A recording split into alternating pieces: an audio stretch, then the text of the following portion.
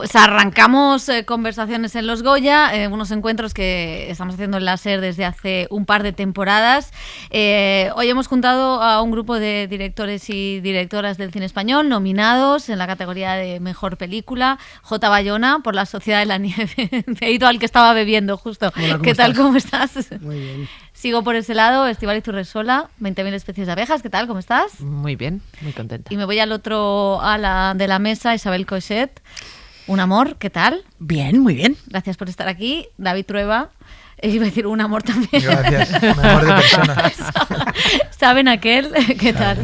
Bueno, bien. gracias a los cuatro. La idea o lo que hacíamos otros años, bueno, era que yo casi no apareciera. Vamos, que yo cobro por no hacer nada, porque vais hablando vosotros. Cosa que estabais haciendo justo antes de empezar, o sea que no creo que vaya a ser difícil. Pero por abrir un poco el hielo, por abrir ese melón, que es la gran frase, sí que me gustaría preguntaros, porque venís de muchos encuentros, han sido los Forqué, se van a celebrar los Feroz en breve, habéis tenido encuentros en la academia, con el sindicato Alma, un poco si no hay una sensación de pesadez. Además, tres de vosotros ya tenéis Goyas, ya sabéis lo que es este proceso. No sé si los premios los lleváis como un calvario, o al final es una cosa que empiezas con pereza pero le acabas cogiendo el gusto.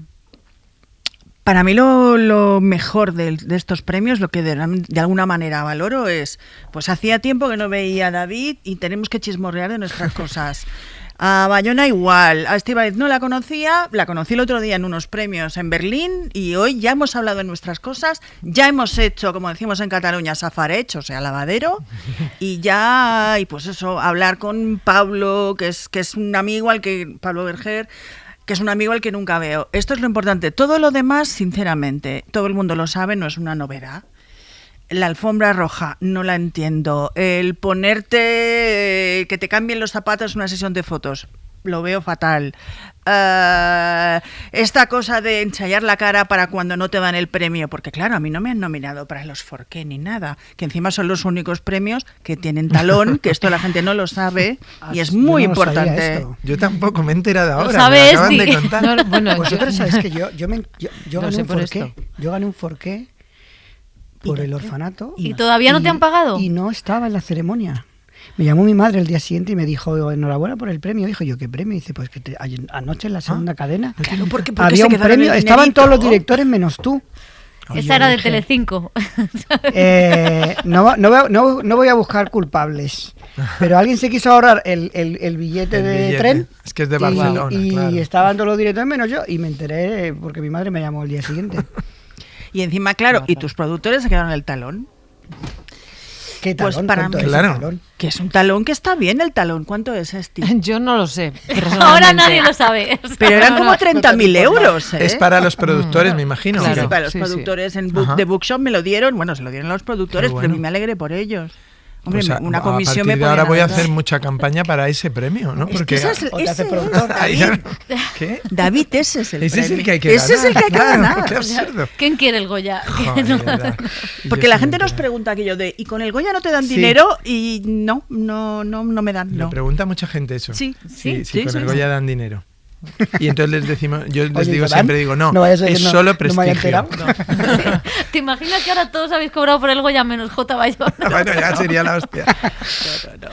Bueno, y el resto, Esti, tú que eres primeriza, aunque debutas con la película, ganas ya premio en Berlín, pero es verdad que la temporada de premios, el año pasado te vimos con el corto, pero así con tu primera peli, ¿cómo es este circo? Bueno, pues afortunadamente el año pasado tuve la oportunidad de empezar a ver, ¿no?, lo que era, porque si no supongo que me habría dado mucho susto encontrarme todo lo que es esto de golpe.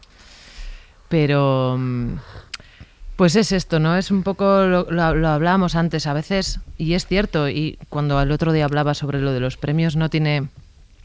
Es una reflexión que invita a pensarla en lo que respecta a todos los anclajes de toda esta industria, que tienen que ver con los premios, que tiene que ver con la prensa, que tiene que ver con los espacios de comunicación, que normalmente solo estamos nosotros los directores, pero que si realmente lo que queremos es hacer una celebración del cine, el cine lo hacen muchas personas y todas estas personas en realidad no tienen esa representación, ¿no? Y no tienen ese lugar para hablar de su trabajo, para poner en valor todo lo que hay detrás de una película. Yo me refería también muy mucho a la utilización del lenguaje que está estrechamente relacionado con un lenguaje bélico y de guerra y que tiene que ver con hablar de la batalla, la lucha, estar en la trinchera, pelear, triunfar, arrasar, vencer. Y creo que al final eso nos va penetrando a toda la sociedad y creo que hace flaco favor, y más en una disciplina, como decían muchos compañeros, Pablo Berger también lo apuntó, pero también Freser decía que es un trabajo privilegiado que tenemos para poder construir, ¿no? Más que anclarnos en esas formas, en esos verbos y en esas lógicas que tienen que ver más con destruir. Eso es una cosa que yo le he escuchado varias veces a David Trueba, que decía, bueno, pero si me quedo a cero, no pongáis mañana en la crónica se fue de vacío. Se fue de vacío. Sí, derrotado, tal, no sé qué es, que esas cosas a veces el lenguaje también mediático con respecto a los Goya, todos los que estamos aquí sentados tenemos experiencia suficiente para saber. Se cambió, antes se decía el ganador es, y ahora se dice y el Oscar es para. Eso es. Y eso está bien. Porque... Pero claro, y estás pero aquí también el Goya es para. Sí. ¿Ah, sí? Es que ayudan esas cosas. No, y yo creo que el tratamiento ese de la derrota no es una derrota, es decir, estamos aquí 4. 5 nominados a mejor película. Pues ganará uno, lo sabemos perfectamente. Todos sabemos que el que gane, para los otros 4, cago en sus muertos, es que tal, no sé qué, no sé cuántos. Pero a la vez, como entendemos muy bien en y que podríamos ser cualquiera de nosotros, también esperas que los 4 que han perdido, si has ganado o si tú eres uno de los perdedores, que entiendan que es un juego, que es una cosa que no tiene más relevancia, que las películas están ahí vivas, tengan Goyas, no tengan Goyas, hayan hecho muchísimo dinero o no hayan hecho, están ahí, las hemos hecho, hacerlas es el gran triunfo, ¿no? Y bueno, entonces yo creo que a nosotros nos ayuda a relajarnos y en ese sentido está bien encontrarnos y vernos, porque a veces desde la retaguardia, como hay ese abismo ahí competitivo que tenemos todos dentro y tal, siempre hay esa cosa de, joder, es que estos han mandado la invitación tal, han hecho 3 pases en no sé dónde, han hecho tal, y tú estás ahí como, ay, Dios mío, los míos no han hecho nada, y no pasa nada, se gana, se pierde, somos los mismos. Y entonces ya pues uno ensaya bien la cara de perder, que eso es muy importante. Isabel y yo la vamos a ensayar ahora estos días, tenemos unos días. ¿Y cómo es esa cara? Espérate, a ver que la...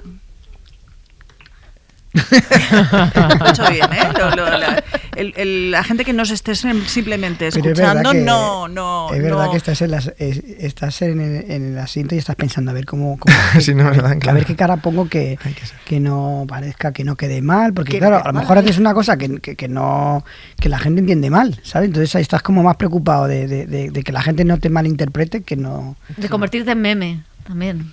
Sí. Claro. Pero no sé si es más difícil eso o cuando hay una actuación musical y entonces se enfocan. Es más difícil ahí la cara que hay que poner que cuando llega el premio, porque las galas también... No, lo peor no suelen ser las actuaciones musicales, sino los chistes, que a veces sí te enfocan ahí.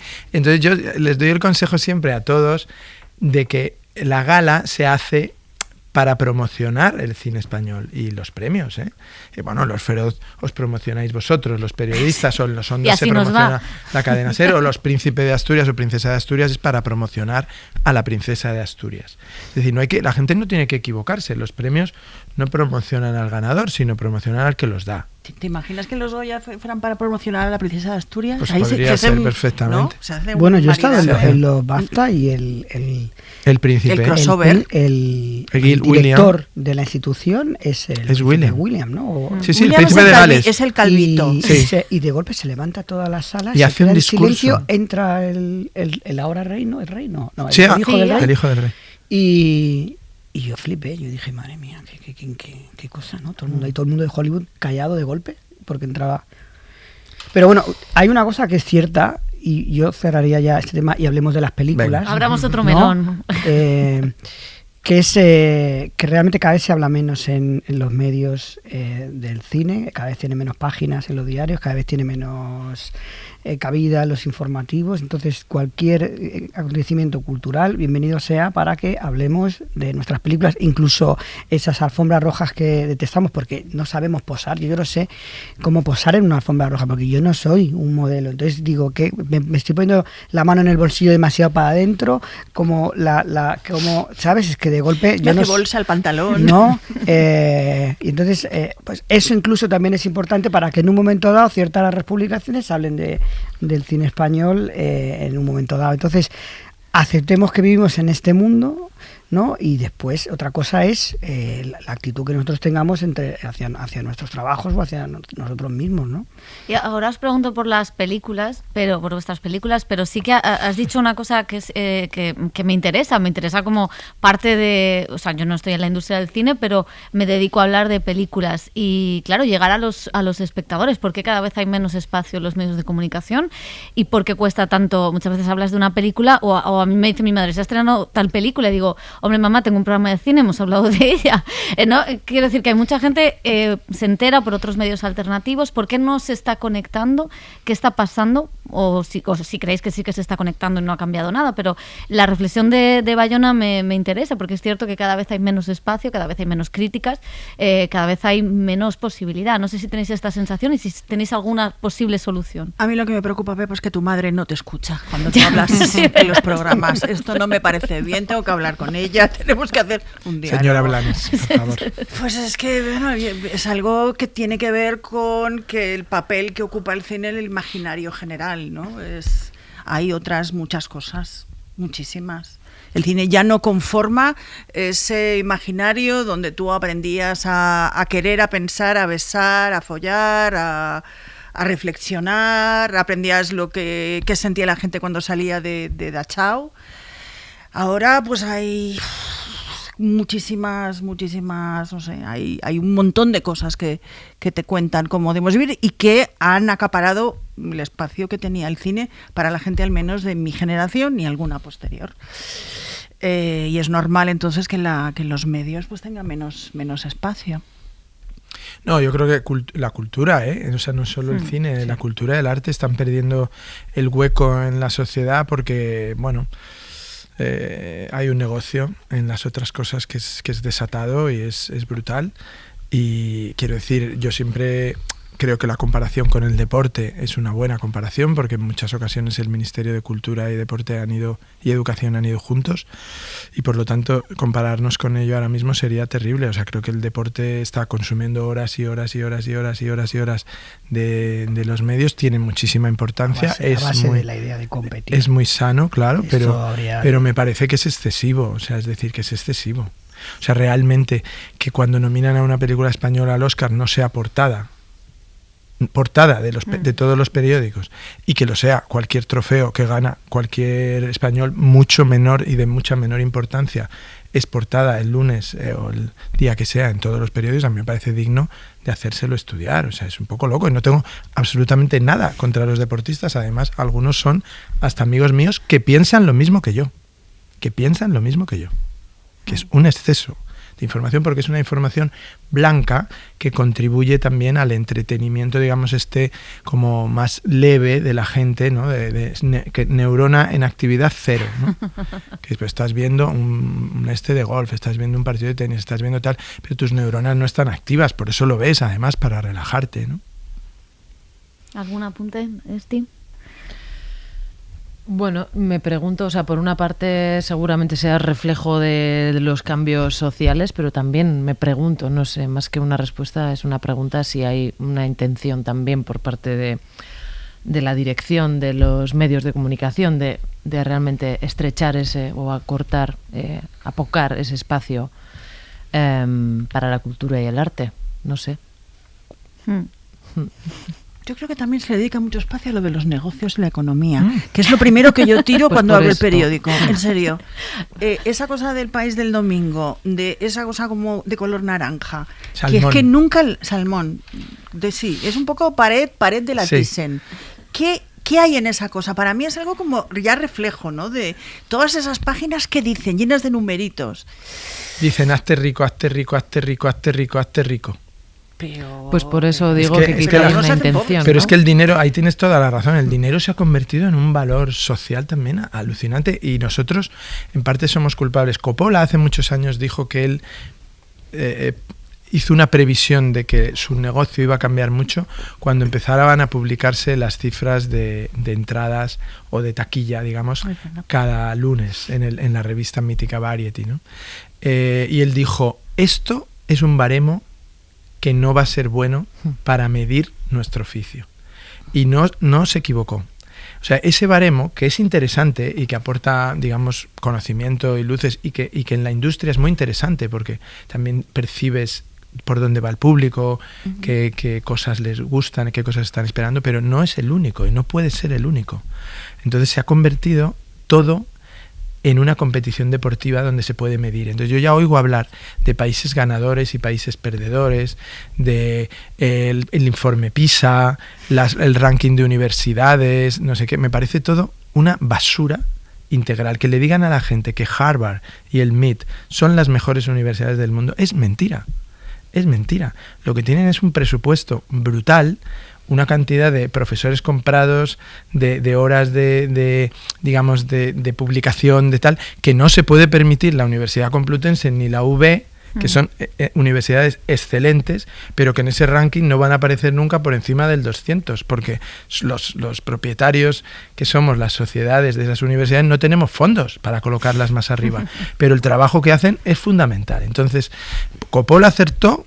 Y creo que nosotros no hemos sabido sacudirnos esa competición, o sea, esa clasificación deportiva constante sobre mundos que no tienen por qué medirse con baremos deportivos. Pues y también hay una cuestión de cómo se han transformado los modos de entretenimiento, ¿no? Es decir, ahora vivimos una época donde todo es ligero, todo es inmediato, todo es indoloro. Yo recuerdo cuando era un crío esperar con ansiedad el estreno de una película, hacer cola, verla en la pantalla grande con un montón de gente y hablar de ella. Eso le da, la espera le da un valor, pero cuando lo tienes todo al momento, al final no ves nada. Y luego ves a los chavales que están todo el día, que está muy bien, lo hablábamos antes, el TikTok, Instagram, está muy bien pasar un rato, pero cuando los ves constantemente pasando el dedo arriba y abajo en algo que no tiene peso, ¿no? Todo es ligero, nada tiene peso. Me pregunto yo que si algún día vuelvo a dar clase en la escuela de cine, ¿qué tipo de alumno me va a llegar? Porque llegan alumnos que no saben realmente básicos de cine. Dices tú, llegas a una escuela y dices David Fincher y no sabes quién es. El alumno no sabe quién es, ¿no? Y dices tú, pero entonces ¿por qué hace cine? Si no has visto cine, ¿no? Entonces ahí es donde yo creo que hay que empujar, ¿no? Hay que empujar de la manera que podamos nosotros, de la mejor manera posible, para en la medida de lo poco que podemos, educar al público. El mando a distancia es una herramienta poderosísima. Cualquier padre que tenga un hijo es una herramienta que la tiene a mano para influir en el futuro de sus hijos. Entonces, ahora me estoy poniendo un poquito abuelo intenso. No, y abuelo cebolleta también, ¿no? Me he puesto un poco, pero es verdad, ¿no? Es decir, yo tengo una sobrina que quiere ver ahora un montón de películas que si no hubiera estado conmigo, pues no la vería, ¿no? Y pues ahí es donde yo creo que podemos nosotros influir un poquito. Y vamos a hablar de vuestras pelis porque, bueno, es cierto que las 5 nominadas son películas muy, muy diferentes, que proponen cosas o miradas del mundo muy complementarias. Supongo que esto refleja, pues, bueno, que por fin, o no sé si por fin, pero bueno, que el cine español tiene cierta diversidad o está cada vez más diverso. Empiezo por Bayona, ya que estábamos, claro, en La Sociedad de la Nieve, no sé si hay un intento o cuál era la idea, contar una historia de superación con desde otro relato, quitando el relato hollywoodiense, el relato del heroísmo. Claro, hablando de perdedores, ¿no? Y esta es una película centrada en los perdedores, los que no tuvieron páginas en la prensa cuando llegaron de vuelta, los que realmente no llegaron para contarlo. Y aquí hay una cosa que a mí me gustaba mucho de la historia, que es esta idea de volver para contarlo, pero tú me vas a contar a mí. no, yo voy a hacer posible que tú lo cuentes y tú me vas a contar a mí. Es un poco lo que hemos hecho en esta película, ¿no? Pedirle a estas personas que llevan 50 años hablando de esta historia que hablen de los que no lo consiguieron. Y ha sido, fíjate, ha sido algo para ellos casi sanador, ¿no? Porque cuando leía el libro de Bierzi había como un dolor ahí, como una culpa que no la expresaban abiertamente, estaba entre líneas.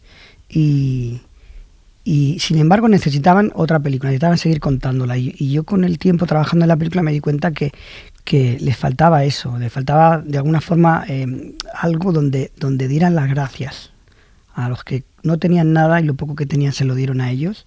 Y ahora es muy bonito, ¿no? Cuando veo la película con ellos y la he visto también con las familias de los fallecidos, que claro, para ellos es muy sorprendente, ¿no? De haber visto 2 películas que se habían hecho antes en donde le cambiaban el nombre a su hermano o a su padre o a su hijo, a ver una película que se cuenta desde el lugar de esas personas que fueron tan importantes.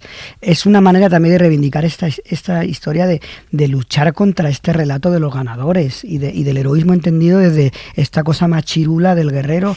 Aquí hay en esta película recuerdo que le decía al actor, tienes que aprender tienes que aprender a morir, tienes que aprender a llorar, tienes que aprender a dejarte cuidar. Que eso es una forma también de darle sentido al otro, ¿no? Le daba mucho sentido a aquel que no tenía nada que hacer durante el día pero podía cuidar a otro.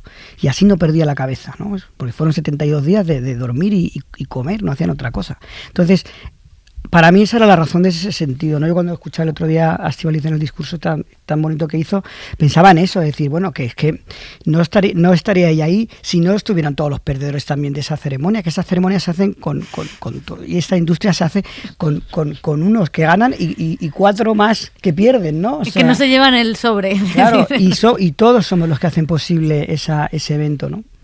Bayona incita al canibalismo en la ceremonia de los Goya. Este es el titular. Mejor en la de los Feroz, que ya sabéis que no hay mucha comida. Bueno, por alusiones. Es verdad que hiciste ese discurso después de ganar con 20.000 especies de abejas, que también es una película, no sé si de perdedores, pero bueno, de gente que siempre, o que la propia sociedad puede considerar perdedores, ¿no? De aquellos cuerpos que no están en el centro o que, bueno, sobre los que se pone un montón de estereotipos. Y no sé si la película, que ha conectado también con el público, no sé si esto te dice algo bueno de la sociedad actual, porque hemos tenido un año de debate sobre la ley trans, la película salía en ese mismo año, en ese mismo frente de debate, y sin embargo la película ha tenido una emoción. Bueno, ahí están los votantes que te han dado el premio. No sé si eso te dice algo bueno también de nosotros como país, o el cine va por delante de la política muchas veces. Yo siempre digo que estaba preparada para lo peor. O sea, cuando estaba escribiendo la película pensaba, me van a llover de todas partes, esto va a ser una película de nicho para la comunidad, y me he sorprendido muy gratamente de ver la recepción que ha tenido, pero eso es gracias a que en la sociedad en paralelo se estaba produciendo ya un diálogo, un acercamiento entre instituciones, asociaciones, familiares, militantes, agentes políticos, para ir generando ese diálogo que ha terminado culminándose, además no por casualidad, en una ley que se aprueba la misma semana que nosotras estrenamos la película en Berlín, todo al mismo tiempo. Entonces yo creo que el cine va de la mano de los cambios sociales. Puede ir delante a veces, pero lo más normal es que sea un reflejo y que porque somos al final simplemente otro agente dentro de esta sociedad. Y yo siento que es gracias a ese avance social que la película, o sea, que el cuerpo social estaba preparado también ya para recibirla, y recibirla tan bonito como la han recibido. Sí. Sin embargo, también no todos son victorias, y bueno, y de repente esa ley que recién se estrena, ya antes de ser estrenada, ¿no? Y ya corre peligro de extinción en muchas comunidades, ¿no? Y eso pues también nos sigue dando la temperatura de cuánto queda por hacer. En el caso de Un amor es curioso porque habla, yo creo que es una película que nos pone en el espejo de muchas cosas, nos pone en el espejo de esa protagonista, nos pone en el espejo con el deseo, con un deseo que molesta y que sigue molestando, ¿no? Y sin embargo es un deseo lícito y que está ahí, ¿no? No sé si también es una pequeña revolución, una pequeña victoria, que los espectadores se identifican con esa mujer deseante. Bueno, se identifican, la odian, hay, no sé, para mí todos estos meses de debates después de ver de Cineforum, después de la película, han sido muy iluminadores, ¿no? Y es verdad que a veces, no sé, he escuchado cosas sobre muy de espectadores que juzgan a la protagonista, ¿no? Evidentemente, cuando yo leí la novela, yo no juzgué a Nat. Para mí, Nat es, bueno, una mujer que no es ni una perdedora, ni una heroína, ni nada. Es una mujer, bueno, con contradicciones, una mujer profundamente imperfecta, como yo diría que él, como todo el mundo. Y es verdad que no hay también paños calientes con la película, o la amas o la odias, o puedes amarla pero de repente el final te parece que la directora se ha vuelto loca, no lo sé. Cada película para mí es, bueno, es como un lado más de un prisma de poliédrico de que somos las mujeres, ¿no? Que somos pues de todo un poco y de todo un mucho. Es verdad que yo tampoco, claro, yo cuando Sara Mesa me dijo lo de no, vas a hacer una película sobre el personaje más odiado en la literatura española contemporánea, a mí me pareció un chiste, no entendía lo que me decía.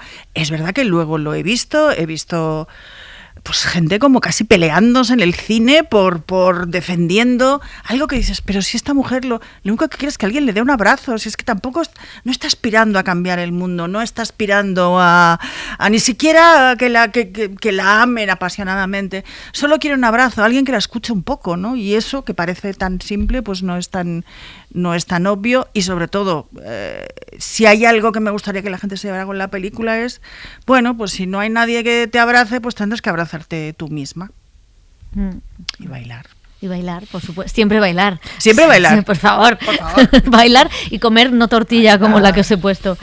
En Saben Aquel hay muchas ideas interesantes, hay una historia de amor preciosa, pero hay una cosa que además yo creo que tiene que ver contigo, lo poco que te conozco, pero sí creo que es esa fuerza del humor, ¿no? Para salir adelante como refugio, que también es el cine como refugio de alguna manera, ¿no? Que eso sí que es, no sé si era una de las cosas que tú o que te había impactado más de la historia de Eugenio. Sí, o sea, a la hora de hacer la película sí que vas encontrando, digamos, la senda por la que puedes hacer una película tuya, ¿no? Y una película que cuente cosas que a ti te interesan, ¿no?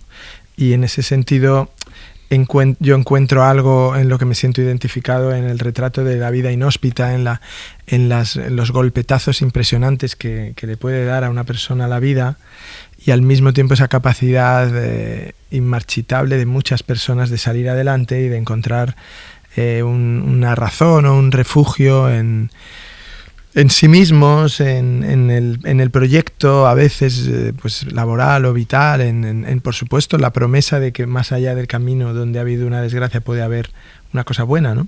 Y en ese sentido un humorista no está tan lejos de nosotros, ¿no? Y una aspirante a cantante que fracasa, que es la mujer de Eugenio, ¿no? Los vasos comunicantes del fracaso y del éxito están, como la propia frase dice, comunicados, ¿no?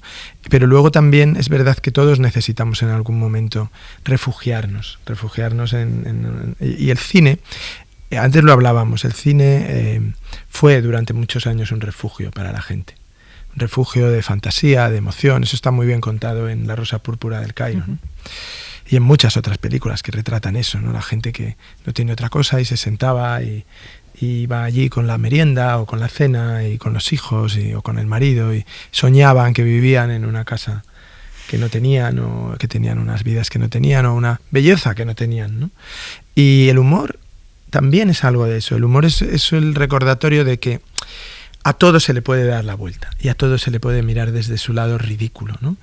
Y nosotros mismos lo vemos constantemente en nuestra profesión, ¿no? Ahora estaba viendo aquí la celebración de los 60 años de Brad Pitt, ¿no? Y estaba yo pensando, cuando cumpla yo 60 años, alguien hará una celebración de Dios mío, ¿no? ¡Qué hombre! ¡Qué maravilla! Y tal. Es muy ridículo todo el mundo. Entonces el humor lo que hace es bájate los humos. Bájate los humos, baja lo sagrado. Incluyo a Brad Pitt entre lo sagrado. David, que eres guapete, pero hombre, Brad no eres, perdona, ¿eh? O sea, pero no, estás bien, no, si yo no quiero que me festejen como a Brad, pero le veo festejar a él y digo, pero ¿no se dan cuenta que están festejando la guapura? Es decir, vamos, chicos, ya podemos. Pero que es un accidente, que Brad Pitt tiene poco mérito en todo eso, si acaso sus padres. Pero él, bueno, el mérito de no haberse degradado, que también a veces es importante. La belleza cuando se alcanzan esos La belleza es muy injusta, siempre lo hemos dicho. La belleza y el éxito también es injusto. Entonces, de esas injusticias se venga el humorista. Porque el humor es una cosa que inventan los feos para reírse de los guapos. Claro, y los pobres para reírse de los ricos y los sumisos, digamos, los sumisos para reírse de los poderosos. Yo tengo una teoría así para consolarme, que pienso que siempre que los grandes directores de la historia del cine, los más grandes, eran feos. Porque los guapos pierden el tiempo haciendo otras cosas, ¿no? Y hay excepciones. Yo le he pensado muchas veces esto, estoy contigo, ¿eh? Sí. Dices tú, pues, ¿qué hacía Hitchcock? Pues no paraba de rodar grandes películas, y de ¿no? comer cookies. Y de comer y tal, ¿no? Pero no perdía el tiempo haciendo otras cosas, hacía cine, ¿no? Y ahí estamos nosotros.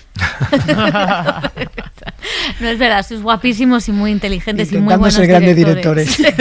Intentando ser grandes directores, efectivamente. Hay una cosa que tenéis en común, que tienen en común los trabajos de este año, vuestros tres, el de Isabel un poco menos, porque habéis lidiado con gente... No, ahora explico por qué no me mires así. Porque habéis lidiado con gente, con las personas reales. O sea, tú has trabajado con varios colectivos, con familias, tú has estado con los supervivientes y tú has tenido que tratar con los herederos o los hijos de Eugenio. Tú con los lectores de Sara Mesa, que también es... por eso decía, algo tienen en común, ¿no? Tela marinera. Claro, bueno, es verdad que ya lo hiciste con María Belón en ese caso, pero lidiar con las personas reales tiene una carga mayor de responsabilidad, es más emotivo, te liga más al proyecto emocionalmente, o podéis ser sinceros, es una carga. Yo me acuerdo una vez, esto yo creo que lo puedo contar porque me lo va a perdonar todo María, que la adoro, pero una vez hablando de Lo Imposible, yo le dije que su historia que la película tenía que trascender su anécdota para hablar de otra cosa, y se me enfadó muchísimo y luego la escuché un día en la radio diciendo esa misma frase cuando estaba hablando de la película, ¿no? Y es verdad que de alguna forma tú tienes que hacerte tuya la historia. Esto decía alguien, las adaptaciones del libro tienen que ser infieles, porque para eso ya está el libro. Entonces tú tienes que aportar, ya sea un libro o sea una historia real, para mí, yo hablo de mi método, es acercarlo a mí y desde ahí intentar mejorarlo, ¿no? Desde hacerlo tuyo y desde aplicar tu particularidad. Entonces yo recuerdo que a los supervivientes no les dejé leer el guión, porque no quería entrar en una conversación donde se juzgara el hacer. Yo les expliqué lo que quería hacer con la historia, les dije esto va a ir por aquí y teníamos un diálogo constante, pero nunca les dejé leer el guión porque no quería que entraran ahí. Y ahora que han visto la película están muy contentos con la película, pero creo que uno tiene que trascender la anécdota para intentar llegar a algo que comunique con el espectador de una forma más personal. Yo en mi caso también... comparto muchas cosas que dices. En mi caso, claro, entrevisté a tantas familias que ya llegó un momento en el que eran tantos relatos, tanta información, tantos momentos increíbles que necesité un tiempo de distanciarme para saber cómo eso me interpelaba a mí y desde dónde yo quería contar. Y me parece que por eso también la ficción es una herramienta interesante, no solo porque claro, si no yo hubiera podido hacer un documental sobre esa realidad, pero la ficción lo que me permitió fue crear como unos personajes que condensaran muchas de las cosas o de las cualidades o de las matices que me ofrecía cada historia, cada relato, y los condensé en en personajes ficticios para crear una trama donde además yo también me sentía interpelada y tuve que bucear mucho en mí para ver cómo construía, por ejemplo, el personaje de la madre, ¿no? Y eso ha hecho que al final la historia también trascienda a los relatos individuales de todas estas familias y se convierta en algo que bebe de todas, pero que no es ninguna. Y también recuerdo no enseñarles el guión hasta que ya lo tenía como cerrado, blindado. O sea, yo había contado con todos ellos en esa parte de documentación. De hecho, tuve 2 fases de documentación. Una nada más empezar con el proyecto y antes de comenzar a escribir el guión. Después me quedé escribiendo sola y después, antes de cerrarlo y consciente de que la sociedad estaba cambiando mucho en materia de visibilidad de las infancias trans, quería asegurarme de que la historia que estaba haciendo estaba pegada al presente y quería saber cómo lo estaban viviendo las familias que estaban haciendo esos procesos en ese momento, 2020 ya, ¿no? Cuando yo había entrevistado a familias en 2018 que además habían hecho muchas veces los tránsitos muchos años antes. Así que esa segunda fase de documentación fue como también muy importante para dar ya las últimas escrituras, las últimas versiones, y ya cuando estaba ahí la compartí con las familias con las que más confianza desarrollé en el proceso y fue muy bonito porque también ellas se sentían identificadas dentro de que no era su historia literalmente, pero se encontraban identificadas. Sí, bueno, yo creo que todas las películas son una adaptación, ¿no? Tú tienes que generar lo que importa es no de dónde sale una película, sino a dónde llega. Tú lo que entregas a las personas es tu lectura, digamos, o tu impresión o tu expresión sobre algo de lo que has estudiado o has tratado. Entonces, cada una tiene un origen y casi todas, obviamente, el origen es la realidad. Es algo que ha sucedido en la realidad. Incluso las películas que llamamos de ficción son películas que adaptan experiencias o personales o experiencias conocidas o imaginadas, proyectadas. Entonces, lo que quieres llegar es a esa expresión final que es tuya y es donde tú te encuentras como la persona que media entre el espectador y la historia para decir, es así la que yo te quiero contar. Y a mí me gusta mucho en mi película en particular que me digan, no me esperaba que la película fuera así, no me esperaba esto. Porque en el fondo es la misma sensación que tuve yo cuando me lo propusieron por primera vez, lo de tratar el personaje. Yo dije, pero ¿para qué voy a hacer una película sobre eso si ya está ahí Eugenio contando chistes en YouTube, ¿no? Entonces lo que tú encuentras es la película posible que puedes hacer con ese material y otros que añades. Y entregas la película y la película eres tú y es tu visión del mundo y es tu particularidad y es tu sensibilidad y es tu alma, si se puede decir que existe algo así, y la compartes con los demás. Y ahí ya entra en juego la receptividad de unos y de otros, la experiencia sensible de unos y de otros, y eso es lo bonito de nuestro oficio, ¿no? Nuestro oficio es ese.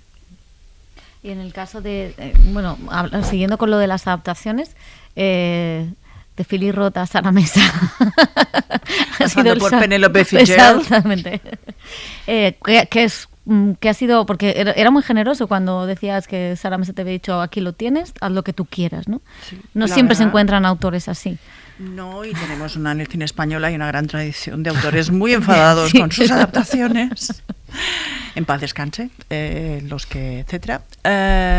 No sé, ella desde el principio me preguntó esto de, bueno, ¿y tú cómo la vas a hacer? Y yo dije, pues no lo sé, intentaré hacerlo bien, ¿no? Pero no quiso, yo le ofrecí cuidado. Si quería participar en el guión, ella dijo que no era su territorio, estaba escribiendo otra novela, estaba en otra historia. Y bueno, pues cuando nos enfrentamos al guión con Laura Ferrero, fue, bueno, las dos admiramos la novela, pero tendremos que deshacernos de ciertas cosas. Pero hablando de la gente real, por ejemplo, ¿no? A mí una de las cosas que más me ha sorprendido de la película es que en la película hay una historia real. La historia de Amina Soro es la historia de una mujer de Burkina Faso y lo que ella cuenta es una historia real que le pasó a su familia. Y ella es una mujer a la que yo descubrí en Le Monde porque un director de cine de Burkina Faso intentó abusar de ella, ella se defendió y el tipo la cicatriz que tiene en la cara es de una botella de cerveza donde le rajó la cara para que no pudiera ser actriz. continuar la carrera de actriz. Entonces ella, una organización, una ONG, la sacó de Burkina Faso, la llevó a París y allí la operaron muchas veces, y entonces yo conocí la historia, y de alguna manera leer esta historia me hizo, uno de los cambios que hay en el guión es de dónde viene Nat, ¿no? O sea, para mí, cada vez que pensaba en la novela, en la historia esta del brazalete que ella roba de una oficina, te juro que el problema es que no sabía cómo ponerlo en escena, no sabía cómo hacer que eso fuera relevante, ¿no? Y pensé en crearle un pasado que es un pasado que es verdad que yo he conocido muy de cerca, de toda la gente que está en el Tribunal de La Haya, tanto traduciendo a víctimas como traduciendo a exdictadores y a criminales de guerra. Y entonces la historia esta de toda esa gente que todo el rato está traduciendo testimonios horribles y que tienen además, hacen 3 semanas de traducir y 2 semanas para no cargarse de traumas, ¿no? Me pareció que era importante poner algo real, que Nat viniera de algún sitio, ¿no? Y para mí ese algún sitio es la realidad que yo vi, ¿no? Cómo las palabras, cómo el traducir y estar pendiente de que ciertas palabras pueden decidir el destino de una persona cuando está, pues eso, en el caso de refugiados, cuando están en un comité para decidir si les dan el estatuto de refugiados. Eso me pareció que casaba muy bien con el posible origen de Nat, ¿no? De dónde viene, y a Sara evidentemente le envié el guión y le pareció bien. No era nada de lo que ella había imaginado, pero le pareció bien. Vamos a ir terminando, pero no quería acabar porque, estos Goya, que son en Valladolid, que tendrán a los Javis y Ana Belén como maestros de ceremonias, van a tener un nuevo ministro.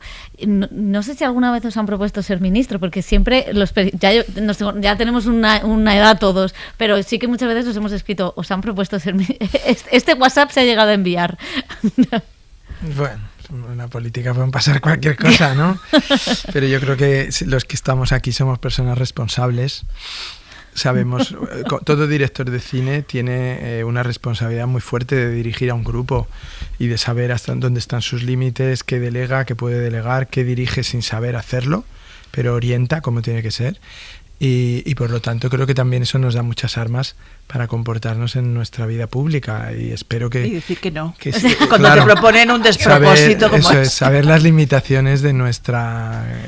Y también moderar nuestro ego, que muchas veces el problema de la política es el ego. La gente se da cuenta que no olvidan para lo que están en el puesto. Los puestos, incluido el de director de cine, están David, para algo, están para hacer un trabajo. ¿Te lo propusieron o no? Sí. No, yo no, eso no contesto porque... Planteamos la pregunta, era más, que hemos hecho ese... Pero es verdad que tenemos hay un nuevo ministro, sí. Y un nuevo alcalde en Valladolid. Mucho respeto al cargo como para aceptar yo ser ministro, porque para empezar lo que tiene que tener un ministro es una capacidad de gestión. Yo alguna vez he hecho ayudante de dirección, lo hice en la escuela de cine y dije, esto no lo voy a hacer nunca, porque me parece la cosa más difícil del mundo, o sea, lo de gestionar al equipo. O sea, suficiente tengo yo con gestionar la película, o sea, la historia que quiero contar y estar con los actores como para gestionar el equipo, ¿no? Vamos a decir una cosa, a mí me lo propusieron hace muchos años y yo tengo que decir que no dije Ahí que salió. no dije que no, ahora ya lo puedo decir porque da igual, ya se han muerto, no se han muerto todavía, no es verdad, no, vamos a ver. Yo no es que pensara que no lo podía hacer bien, sinceramente, yo creo que lo hubiera podido hacer bien. Yo dije que no por una sencilla razón. Yo pensé, todos estos discursos y ceremonias oficiales que me voy a tener que tragar. Más alfombras rojas que los Goya. El besamanos. Y luego todas estas cosas de inauguración del Museo Paleolítico de no sé dónde. No, por Dios. Y encima con deportes. Claro, ¿dónde voy yo? Que no sé, un penalti todavía no lo distingo. Ahora no le han puesto ya deportes. Está solo cultura. Ha tenido suerte. Mira, ni solo cultura, que un director quiere dirigir y tú no quieres estar ahí de burócrata con ínfulas. Ay, lo que he dicho. Pues vamos a acabar con esa maravillosa frase, burócrata con ínfulas. Muchísimas gracias a los 4 y que vaya muy bien lo que os queda de profesión. Muchas gracias. Hasta luego.